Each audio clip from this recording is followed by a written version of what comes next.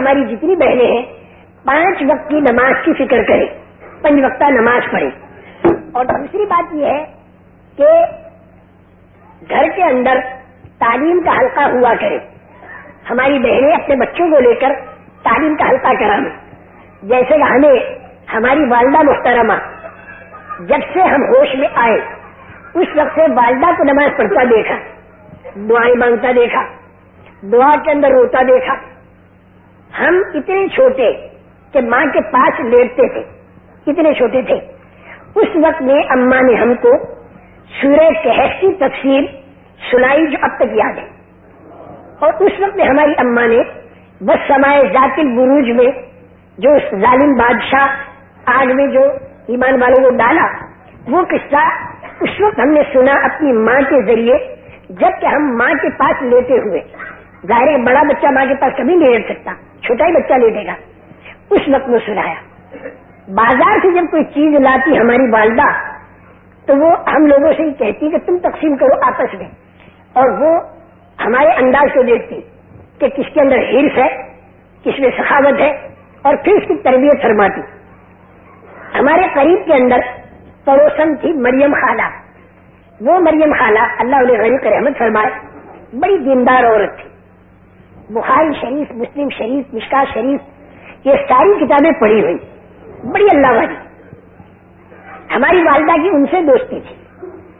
ایک مرتبہ ہماری زبان سے نکلا کہ ہمارے اس مکان کا جو مالک ہے وہ یوں کہہ رہا ہے۔ اب ہماری والدہ میرے سے خفا ہوں، مالک، مکان کا مالک، مالک الملک اللہ ہے، تو نے اس کو کہا اب ہماری روٹی بند، دوپہر کا کھانا بند، تو نے غیر کو مالک کیوں کہا، کھانا بند۔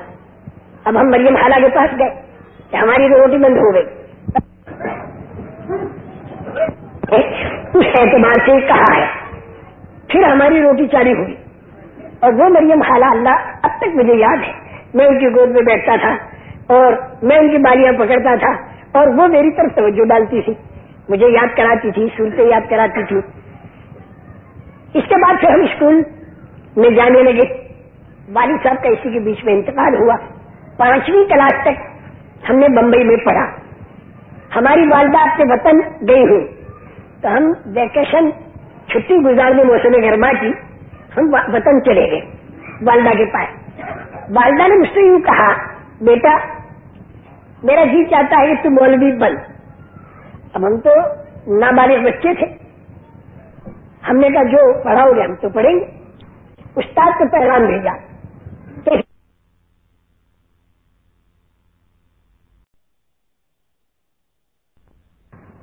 اور بھائی ہے اکیلا کمانے والا، دوسرا بھائی بھی چھوٹا ہے، وہ پڑھتا ہے گجراتی اور انگریزی۔ اس کو اگر تعلیم اچھی ہم حاصل کرا دیں گے تو ہمارے گھروں کا خرچہ ملے گا، مولوی بنے گا بہت تھوڑی آمدنی ہوگی، گریجویٹ بنے گا آمدنی زیادہ ہوگی، سمجھایا۔ ہماری والدہ نے کہا میرے کو تو دین چاہیے، میرے کو تو آخرت چاہیے، اس سے میں تب تو بچے کو مولوی بناؤں گی۔ اب اس کے بعد وہ کہنے لگے کہ دین کے ساتھ کچھ دنیا کو بھی دیکھنا چاہیے اماں جان۔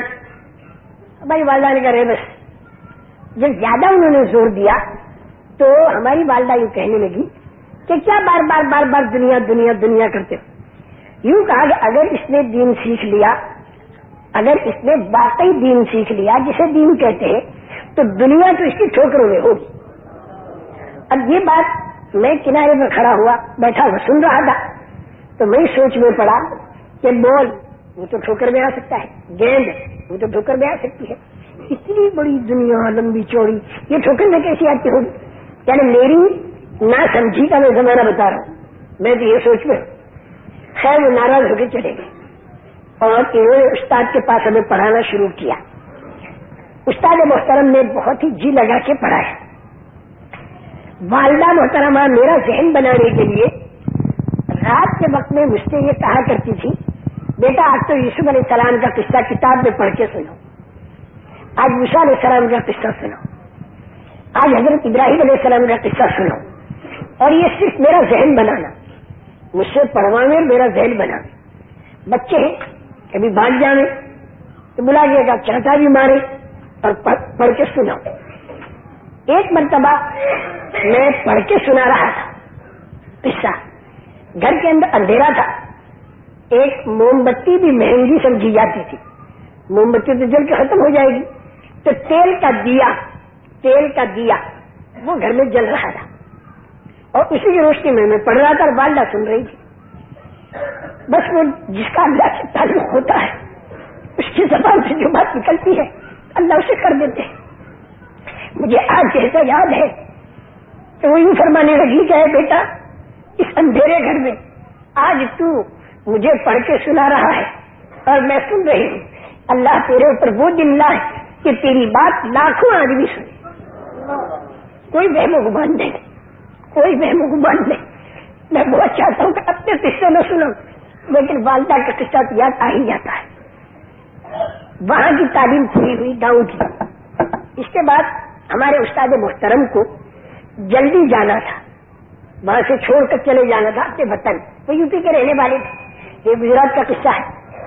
اب جانے لگے تو انہوں نے کہا اس بچے کو میرے ساتھ کر دو. تو 6 مہینے کے اندر میں اس کی اتنی تعلیم کر دوں ہندوستان کا جو سب سے بڑا مدرسہ ہے اس میں اس کا داخلہ ہو جائے. ہماری والدہ میرے کو بھیجنے کے لیے تیار ہوئی, لیکن اس زمانے میں تنگی کا یہ حال تھا, 50 روپیہ خرچ تھا جانے کا, وہاں پر بھی جا کر اپنا ہی کھانا, وہاں پر جانا اور اپنا ہی کھانا 6 مہینے تک. 50 روپیہ کہیں سے قرض لائیں اور لا کر میرے کو روانہ کیا. میں وہاں پر گیا, 6 مہینے میں وہ تعلیم اتنی ہو گئی کہ میں بڑے مدرسے میں داخل ہو سکوں. بڑے مدرسے میں داخل ہو گیا اور 12 مہینہ وہاں تک رہا, وہاں پر رہا. لیکن اس 12 مہینے میں چونکہ میرا کوئی مربی وہاں تھا نہیں, میں خود ہی اپنے شوق سے پڑھتا تھا, لیکن اس میں اتنا غلو ہوا کہ میں نے 22 گھنٹہ تو کتابیں دیکھی اور 2 گھنٹہ سوتا تھا. اس کا اثر میری صحت پر پڑا اور ٹی بی کی بیماری لگ گئی, آنکھیں میری خراب ہو گئی اور مجھے اس کے بھی ہوش نہیں. پھر بمبئی ماں نے بلایا, ہم بمبئی گئے تو میری حالت کو دیکھ کر والدہ زاروں قطار رونے لگی کہ میری امیدوں پر تو پانی پھر گیا, اس لیے کہ اب تو اس حالت میں کیا پڑے گا, تو نے تو اپنی صحت کا خیال کیا نہیں. وہاں کے ڈاکٹروں کو دکھایا تو ڈاکٹروں کا ٹی بی کا 3 درجہ ہو چکا ہے اور بچنے کی کوئی امید نہیں ہے. تسلی کے لیے دوائیں اس کو دیتے رہو اور بچنے کا انتظار مت کرو, بچے گا نہیں. تو ہم نے اپنی والدہ محترمہ سے یوں کہا کہ جب مرنا ہی ہے تو وطن میں کیوں مرنا, اللہ کے راستے میں مرے. والدہ اور زیادہ رونے لگی. لیکن پھر وہیں پر میری تعلیم شروع ہو گئی. اس میں 4 مہینے تبلیغ کے بھی ہوئے اور پھر وہیں پر میری تعلیم موقوف دورے تک کی بمبئی ہی کے اندر ہوئی. شادی بھی ہوئی, اولاد بھی ہوئی اور موقوف دورے تک کی تعلیم میری بمبئی کی ہوئی. اس کے بعد پھر بڑے مدرسے میں دورہ پڑھنے کے لیے جانا. اب اس میں ہماری والدہ محترمہ اللہ تعالیٰ انہیں غریق رحمت فرمائے, درمیان میں ہم سے قرآن سنتی تھی. ہم والدہ کو قرآن سناتے تھے. والدہ کے سامنے جب جہنم کا تذکرہ آتا تھا تو زاروں قطار روتی تھی. اب ہمیں یاد آتا ہے کہ وہ اتنا کیوں روتی تھی. جنت کا تذکرہ آتا تھا خوش ہو جاتی تھی. 8واں پارہ اس میں جنت جہنم کے بڑے تذکرے. فرمایا بیٹا 8واں پارہ سنو. اب ہم 8واں پارہ سنا میں تو اس میں جہنم کا جو ذکر آئے ان آیتوں کو چھوڑ دیں, جنت کا ذکر سنا. تو ہماری والدہ نے مجھے روکا اور کہا بیٹا اس پارے میں جنت کے ساتھ جہنم کا بھی ذکر ہے تو وہ تو تم پڑھتے نہیں ہو, اس کو کیوں نہیں پڑھا تم نے. یہ انداز تھا ان کا. اب ہمارا بڑے مدرسے میں جانے کا وقت آیا 1 سال کے لیے, اور والدہ کی طبیعت بہت زیادہ خراب تھی. آنکھیں بالکل معذور, دانتوں سے بالکل معذور, ہاتھ پیر سے بالکل معذور. اس حالت میں ہمیں بڑے مدرسے میں بھیجنا 1 سال کے لیے 1000-1500 میل دور. والدہ محترمہ نے مجھ سے کہا بیٹا تم جاؤ, بیٹا تم جاؤ. خیر ہمارے سر پر ہاتھ پھرایا اور ہمیں روانہ کیا. ہم وہاں پڑھنے کے لیے گئے آخری دورے حدیث. اس کے بعد یہاں بمبئی میں والدہ محترمہ کی طبیعت زیادہ خراب ہو گئی تو ہماری جتنی رشتے دار عورتیں مرد وہ سارے آ گئے, بہنیں بھی ہماری آ گئی, بھائی بھی سارے ہمارے آ گئے اور بھائیوں کی بیویاں بھی. یہ سب والدہ محترمہ کی طبیعت زیادہ خراب ہوئی.